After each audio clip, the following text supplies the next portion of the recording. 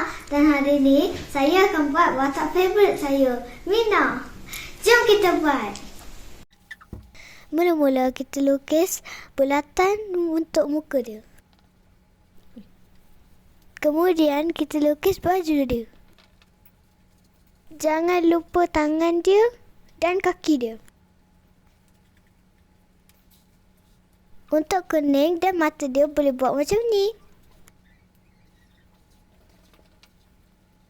Saya suka Mina sebab dia selalu senyum.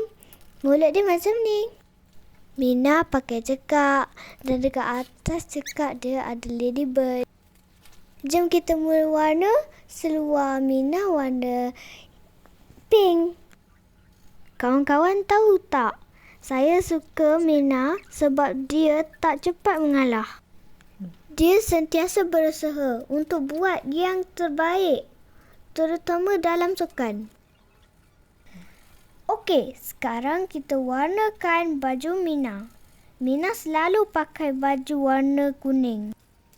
Saya suka warna merah. Kawan-kawan suka warna apa? Sebenarnya kawan-kawan, saya belum pandai melukis cantik-cantik.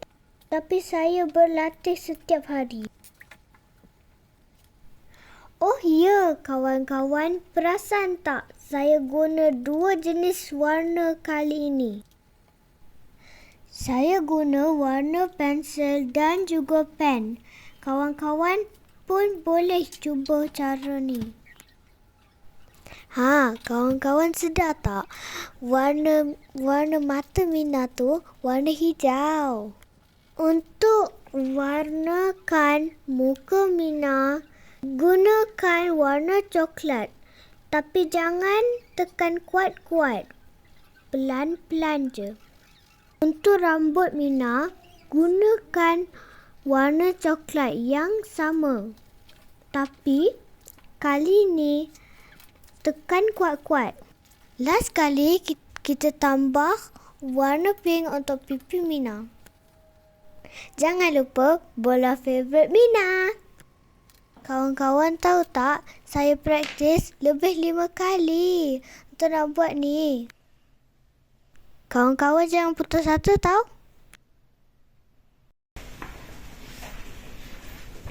Kakak, buat apa tu? Oh, kakak tengah warna dengan kawan-kawan. Kawan-kawan? Ini adik saya. Cakaplah hai je. Hai. Nama saya Zahirah. Kakak tengah lukis Mina. Mina? Apa Mina? Tak tahu ke Mina? Tak. Mina dengan Mila, dia adik-beradik dan dia daripada Durioo Plus. Boleh tak tengok sama-sama kakak? Boleh. Jom.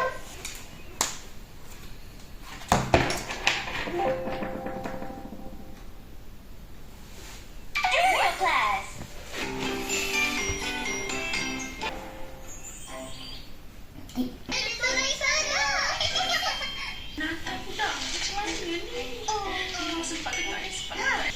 Betul kakak, bestlah cerita ni.